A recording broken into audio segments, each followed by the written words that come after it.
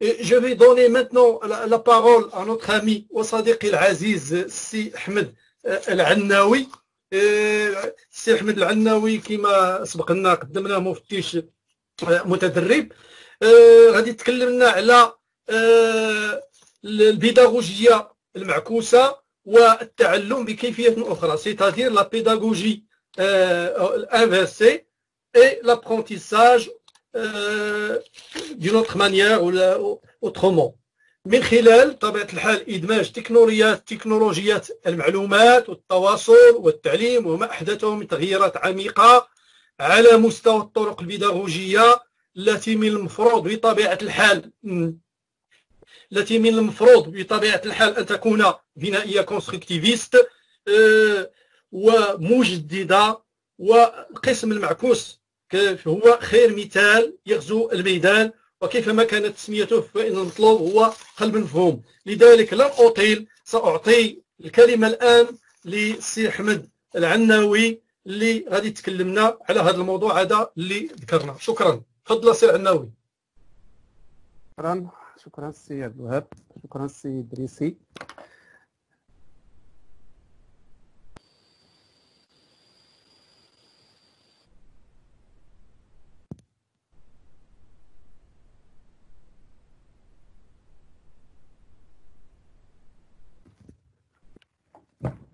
Donc, pour moi, donc je vais commencer la conclusion de M. Drissi, ou bien donc l'idée générale donc, du numérique et son introduction dans le domaine de l'éducation et de l'enseignement.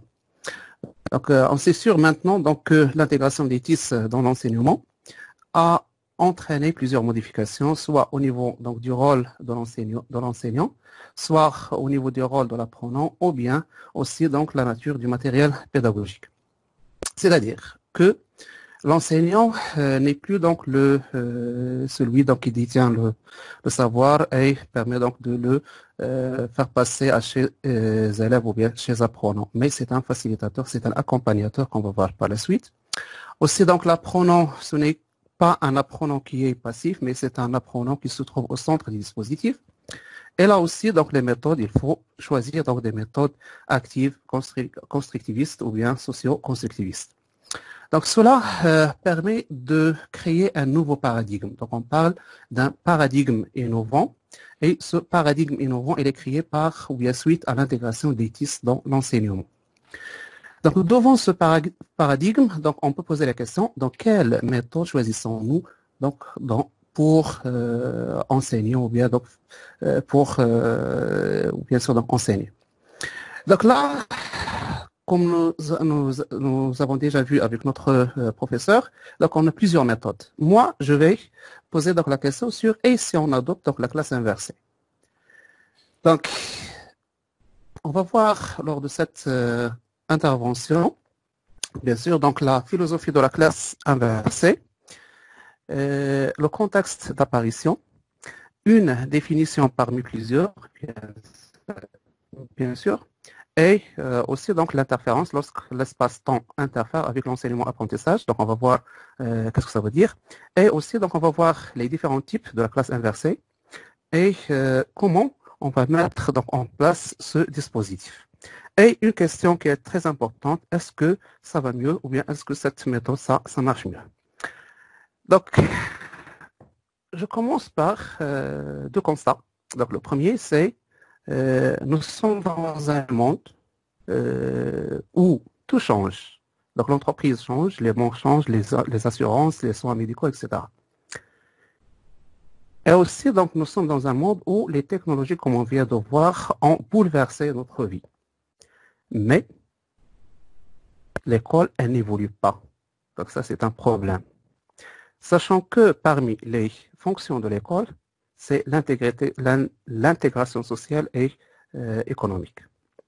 Un autre constat, les entreprises, c'est-à-dire dans le domaine de l'économie, on parle de l'expérience client pour améliorer donc leur service. Mais dans le monde de l'éducation, pourquoi pas donc parler de l'expérience apprenant? Donc c'est aussi donc pour améliorer donc notre service si vous voulez. Donc la classe, vous avez deux acteurs. Là, c'est l'enseignant, c'est la source du savoir, et que le communique à ses élèves ou bien ses apprenants. Là, l'élève, dès qu'il entre en classe, il commence à prendre des notes. Oui, il prend des notes. Et il prend encore des notes. Donc, l'heure de l'application, c'est-à-dire l'heure des devoirs, la cloche donc, sonne, et voilà. Donc, c'est fini, la séance est finie. L'enseignant dit à ses élèves, continuez à la maison, faites vos devoirs chez vous. Donc, si on fait un petit calcul, là, on trouve que l'enseignant, c'est lui qui est actif. Par contre, donc l'apprenant, il est démotivé, il est passif.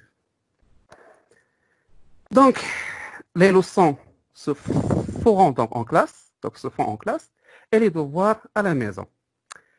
Et ici, on renverse donc ce processus. On verse tout, donc on va voir par la suite, donc on renverse tout. Donc c'est l'idée de la classe inversée. Donc d'abord, donc je vais commencer par le contexte d'apparition et par la suite, donc on va voir donc, de quoi s'agit-il. Donc vous avez ici des points, c'est-à-dire que l'idée, donc elle est, si vous voulez, donc ancienne. Et je vais commencer à partir de 2003-2008 avec un monsieur qui s'appelle Salman Khan et qui est le premier donc, à fonder donc, une plateforme qu'on appelle donc la Khan Academy, là où il met donc plusieurs ressources numériques, etc. Puis par la suite, on a deux enseignants secondaires, c'est Aaron Sams et Jonathan Bergman.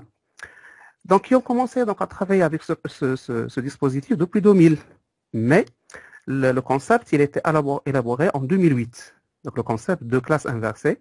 Donc, ce sont deux Américains, donc on parlait de Flipped Classroom. Par la suite, à partir de 2012, on a la contribution de Marcel Lebrun qui va développer et va évoluer donc, le concept de classe inversée par la suite. Donc l'idée initiale de ces deux messieurs, donc Aaron Sams et Jonathan Bergman, c'était de renverser les locaux. C'est-à-dire, au lieu de faire les leçons en classe et les devoirs à la maison, donc il suffit donc de faire les leçons à la maison et les devoirs en classe. C'est ça l'idée initiale. C'est ce qui était appelé donc, auparavant la classe inversée. C'est-à-dire que les leçons elles seront donc sous forme de capsules vidéo et qui seront visionnées par les élèves en dehors de la classe, proprement dite. Soit chez eux, c'est-à-dire à la maison, ou bien dans un endroit au sein de l'établissement. Et cela permet, bien sûr, une meilleure exploitation du temps en classe. Donc, c'est pour mieux accompagner les élèves dans leur apprentissage. Donc, la classe inversée vient donc, pour redonner du sens à la présence. C'est-à-dire que le moment où les apprenants, donc, le moment que passent les apprenants avec leurs enseignants au sein de la classe, donc, elle sera exploitée, bien sûr, donc, d'une meilleure façon. Voilà, le schéma redevient. Donc, vous avez un enseignant qui va envoyer donc des vidéos, donc le cours prenant donc à la maison, qui vont voir ou bien visionner donc ces vidéos à la maison. C'est-à-dire que les leçons maintenant donc ils se font à la maison. Et lorsqu'ils viennent à la classe, ils vont pratiquer ce qu'ils ont pris donc à la maison. Donc ici, le rôle de l'enseignant n'est plus donc le rôle actif, mais il devient passif entre guillemets, mais c'est un accompagnateur. Bien sûr, donc il va vérifier la compréhension des élèves, il va répondre à leurs questions, il va clarifier aussi donc des points qui ne sont pas bien sûr compris. Et là, donc l'élève ou bien l'apprenant, il va avoir du temps pour appliquer donc les notions prises donc lors de la classe, c'est-à-dire chez soi. Donc, l'élève sort de la classe, il est motivé et c'est lui qui a participé dans la construction de son savoir. Donc, c'est ça l'idée initiale, c'est lecture at home and homework in classes. C'est-à-dire les leçons à la maison et les devoirs en classe. Donc, la classe inversée, une petite définition qui résume donc de cela. Le concept de classe inversée décrit un renversement dans l'enseignement traditionnel. C'est un renversement dans l'enseignement traditionnel. Les étudiants prennent connaissance de la matière en dehors de la classe, principalement au travers de lectures ou de vidéos. Le temps de la classe est alors consacré à un travail plus profond d'assimilation des connaissances au travers de méthodes pédagogiques comme la résolution de problèmes. Donc, on a à souligner la résolution de problèmes comme étant donc, une pédagogie et les discussions ou bien les débats. Donc, au cours de ce dispositif, donc, on a espace-temps qui s'interfère avec l'enseignement-apprentissage. Vous avez ici un tableau où on a mis donc 2 entrées, présence, distance et enseigner, apprendre. Donc, dans l'école traditionnelle, l'enseignement se fait en présentiel. Et l'apprentissage se fait à distance. Et l'apprenant, il est tout seul, individuel, essaie de comprendre ce qu'il a eu comme connaissance donc, dans la classe. La classe inversée, qu'est-ce qu'on aura? Donc, on aura une translation. Donc, ce qui était réalisé en présentiel donc, devient en distanciel. Et ce qui était en distanciel devient en présentiel. C'est-à-dire que l'enseignement donc, devient à distance et l'apprentissage qui s'est fait donc, auparavant à la maison donc, devient en présentiel. Donc, cette interférence permet de, premièrement, donc ce passage de la classe traditionnelle à la classe inversée, il est favorisé par le numérique. Vous allez dire que non, on peut pratiquer la classe inversée sans numérique. Donc la réponse est oui. Mais on va voir donc ça par la suite. Mais là, les TIS ont favorisé donc l'instauration donc, de ce type d'apprentissage. Deuxièmement, cette donc, translation donc, de l'enseignement en présentiel à distance, elle va favoriser, donc par la suite, un passage de l'individuel au collectif. Donc c'est la collaboration. Là, vous allez vous souligner aussi donc la collaboration, comme apprentissage, comme pédagogie, collaboration, coopération. Donc on a donc cette translation qui est favorisée par le numérique et elle-même, elle favorise donc la collaboration par la suite. Donc, mais, si on voit maintenant qu'est-ce qu'on a fait, on a juste renversé les locaux. C'est-à-dire que ce qui se fait en classe, dit l'atome. Et ce qui se fait à la maison, je viens de la classe. Mais toujours, si vous observez, donc on a la théorie, soit en présentiel, puis la pratique. Même dans la classe inversée, on a la théorie, puis la pratique. Donc, la notion, donc toujours on a la théorie, puis la pratique. Là, donc ça commence donc la contribution de Marcel Lebrun, donc qui va essayer de renverser ça aussi.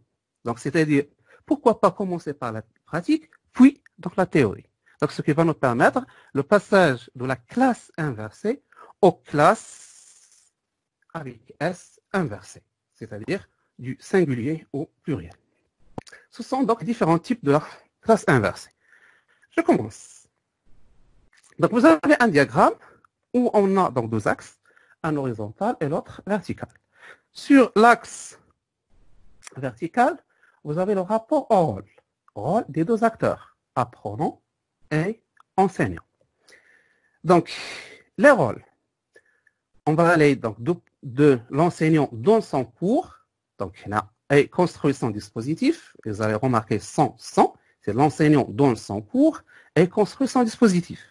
Jusqu'à les étudiants construisent donc, leur dispositif. Donc là, on a une différence bien sûr donc, de rôle on a une inversion donc, des rôles. En passant par les étudiants participent. C'est-à-dire que là, on a donc, les deux acteurs qui participent au processus. L'autre axe, c'est l'axe horizontal. Vous avez donc, les rapports au savoir. En allant des savoirs transmis en classe par le professeur, jusqu'aux donc des savoirs récoltés par les étudiants. Donc là, on a une transmission et l'autre côté, donc on a récolte ou bien on a construction. En passant par des savoirs du cours externalisés, c'est-à-dire envoyés sous forme de capsule vidéo aux apprenants. Ce qui est en vert, ce sont donc les opérations qui se déroulent en présentiel. Et ce qui est en rouge, ce sont donc des éléments qui se déroulent à distance. Premièrement, si on prend donc l'enseignant dans son cours avec des savoirs transmis en classe, là, il s'agit de la classe traditionnelle. Tout se déroule donc, en classe et les devoirs à la maison. Par la suite, si on prend donc les savoirs du cours sont externalisés, envoyés sous forme de capsule vidéo, et les étudiants participent aux échanges, c'est-à-dire lorsqu'ils reviennent donc à la classe, ils vont participer sous forme donc de débat, sous forme donc par des projets pour construire donc leurs connaissances. Là, nous sommes dans la classe inversée, donc c'est le type 1, c'est le type initial si vous voulez. Maintenant, on va passer à un autre niveau, là où les savoirs sont récoltés par les étudiants. Donc, dans ce cas-là, c'est-à-dire que les savoirs ne sont pas externalisés. Mais les savoirs, donc, ce sont les étudiants eux-mêmes qui vont récolter donc, le savoir. Et ils vont commencer donc, la construction chez eux, qui va se terminer donc, en présentiel. Donc, nous sommes dans un autre donc, niveau de la classe inversée, appelée donc la classe inversée de type 2. Donc, selon Jacques ou bien Marcel Aubrin, ça, c'est la classe, il parle de la classe translatée, parce que seulement donc on change, on renverse les locaux. Là, on renverse le processus d'apprentissage, donc d'enseignant-apprentissage, qui devient donc processus d'apprentissage-enseignement. Et l'enseignement, c'est un enseignement d'accompagnement. Donc, le troisième type, donc c'est l'hybridation entre le type 1 et type 2. Donc, on appelle donc la classe inversée de type 3. Un autre monsieur qui s'appelle donc Jean-Charles Caillet, qui a donné un autre concept, c'est les classes renversées. Donc, les classes renversées, c'est-à-dire que les savoirs et la construction donc, se font par les étudiants ou bien les apprenants. Donc, ils récoltent et ils construisent donc leur apprentissage et ils-mêmes donc ils donnent donc bien des suggestions de stratégies d'évaluation. Donc on a une évolution en allant donc, de la classe traditionnelle à la classe translatée, à la classe inversée, aux classes inversées vers une classe renversée. Pour la classe renversée, bien sûr, donc il est très difficile de l'instaurer au niveau du primaire et secondaire, mais c'est une classe qui a été expérimentée donc, au niveau supérieur, c'est-à-dire universitaire. Déjà, on a déjà vu ça. Donc je passe à comment on va mettre en place donc, la classe inversée. D'abord, il faut une implication des apprenants. Donc, s'il n'y a pas implication, engagement des apprenants, donc bien sûr, votre dispositif il sera donc défait. Deuxièmement, il faut avoir le courage, les habitudes et de questionner sa propre manière d'enseigner. إذا ما كانش عند الأستاذ هذه القدرة هذه باش يغير راه c'est très difficile d'instaurer la classe inversée. Troisièmement, une formation est nécessaire. Donc, on ne peut pas pratiquer la classe inversée sans formation. Donc, la première étape, donc on parle du choix du modèle pédagogique. Donc, d'abord, pour ceux qui vont expérimenter dans ce dispositif, donc c'est mieux de commencer par le premier donc, modèle, c'est la classe inversée uniquement, c'est-à-dire c'est l'idée initiale de la classe inversée, c'est-à-dire que les cours à la maison et les devoirs en classe. Donc, c'est le premier modèle. Donc, le deuxième modèle, vous avez donc la classe inversée où on la combine avec la pédagogie de projet. Ou bien la classe inversée avec une progression individuelle. Donc là, ça nécessite donc un suivi. Ou bien on a donc le niveau, si vous voulez, supérieur, c'est la classe inversée. On l'intègre avec la pédagogie de projet, avec donc la progression individuelle. Donc là, on conseille donc ceux qui vont expérimenter donc ce dispositif de commencer par le niveau le plus bas. Donc deuxième étape, c'est avoir les cours. Donc, avoir des cours. Donc, il suffit de les télécharger à partir des sites qui donnent donc accès à des cours, par exemple YouTube, ou bien nous avons maintenant donc une plateforme qui est très riche en cours, c'est Ilmitis. Donc, il suffit d'aller et de voir et de sélectionner les cours qui vous conviennent. Ou bien, vous pouvez créer vos propres cours. C'est là où on a donc la formation donc, est nécessaire, soit pour maîtriser donc des applications, ou bien donc donc pour maîtriser les applications soit en ligne ou bien les télécharger. Donc pour les applications, j'ai ici donné donc une petite liste, mais n'est pas exhaustive. Vous avez Camtasia, PowerPoint, YouTube, le Teams, etc. Modèle, donc des éditeurs du son, etc. Donc la troisième étape, c'est mettre ces cours en ligne. Donc là aussi, donc soit vous avez donc le choix donc entre deux options. Soit vous pouvez mettre ces cours donc, en ligne sur des sites qui ont déjà là, c'est par exemple donc, YouTube. Donc on a pas mal donc, des enseignants qui ont des chaînes sur YouTube. Ou bien vous pouvez créer votre site web. Donc là, je vais vous donner donc, un site qui permet cela. Donc c'est Weebly. Ce site, il vous permet de choisir donc, un thème donné, il est gratuit. Je l'ai expérimenté. Donc, il est gratuit. Donc, vous choisissez le thème que vous voulez et vous commencez à modifier selon vos besoins. Donc, la quatrième étape, c'est expliquer les démarches à vos élèves. C'est très important. C'est ce qu'on appelle le contrat didactique. C'est instaurer le contrat didactique. Et là, les apprenants, donc, pourquoi? Premièrement, donc, il faut expliquer à vos élèves de quoi s'agit-il. Donc, ça c'est très important. Parce que ملي كيحس هو بأنه هذاك الأمر كيهمه c'est il fait partie de l'opération, donc il essaie de la réussir. Et toujours donc au niveau du contrat didactique, donc une chose qui est très importante, il y aura des questions par la suite sur comment on va savoir que les apprenants et les élèves ont visionné, ont vu donc les vidéos. Donc, c'est le contrat didactique. D'abord, donc par exemple, vous demandez aux élèves de prendre des notes quand ils regardent les vidéos.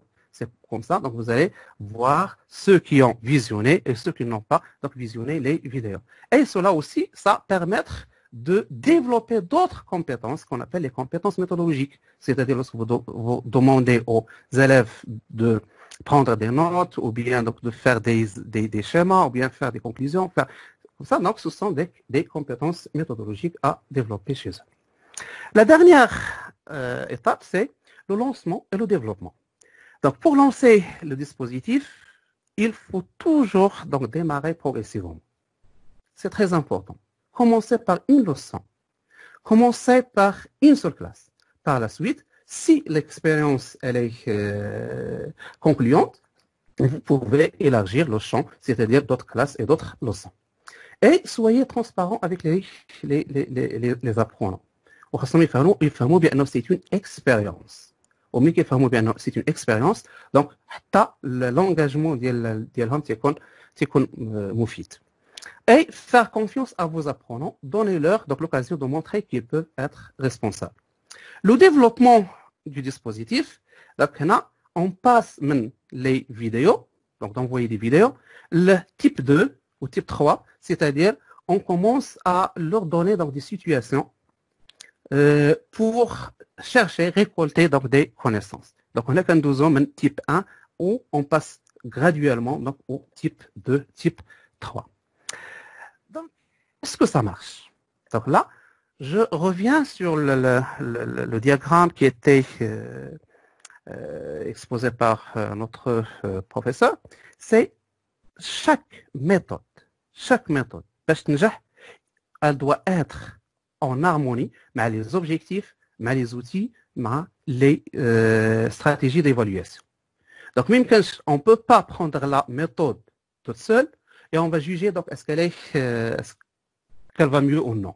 Donc, non, elle doit être donc, compatible avec les objectifs et avec les outils.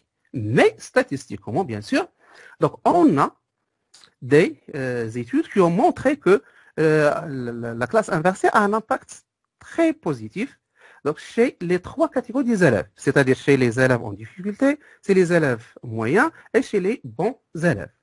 Une autre étude qui a été faite par Vincent Fayet en 2015 a montré aussi que ce sont donc les élèves les moins bons, entre guillemets, qui tirent profit de ce dispositif. À l'axe, les élèves, donc les bons élèves. Donc, avant de se quitter, je vous donne donc un résumé. La classe inversée permet l'interaction. C'est un dispositif hybride qui permet d'hybrider entre présentiel et distanciel, apprentissage, enseignement, individuel, collectif. Mais de valoriser la pratique. Donc, toute la pratique elle est réalisée en classe. Permet de donner du sens à la présence, c'est l'accompagnement. Elle permet de favoriser la collaboration. La construction du savoir, c'est-à-dire que l'élève, c'est lui qui construit son savoir et l'autonomie. Alors, lorsqu'on parle de l'autonomie, on parle de l'apprentissage différencié. Et en même temps, la classe inversée nécessite des connaissances en TIS, soit pour l'apprenant ou bien pour l'enseignant. Nécessite donc une implication des apprenants, ça c'est très difficile. C'est l'engagement des apprenants. Et nécessite de revoir les stratégies d'évaluation ou bien d'adapter les stratégies actuelles donc d'évaluation. Et nécessite, ça c'est, si vous voulez, donc c'est obligatoire, une formation.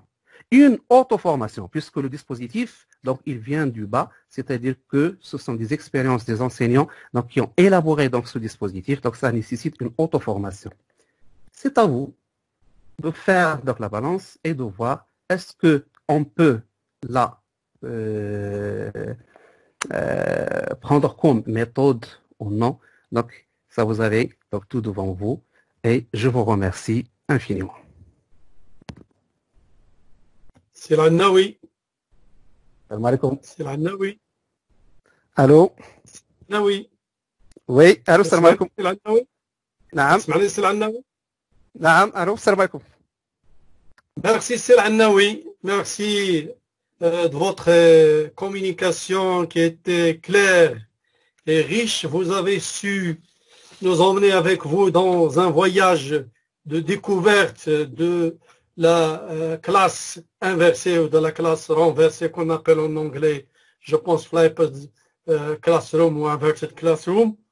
Vous avez parlé de la philosophie de cette classe inversée, de son historique, de la définition du concept de classe inversée, les différents éléments en rapport avec la classe inversée, à savoir le distanciel, le présentiel, le passage et l'évolution de la classe traditionnelle à la classe inversée, à la classe renversée, les différents types de classes, en passant par la pratique de classe et la mise en place de cette approche et son lancement.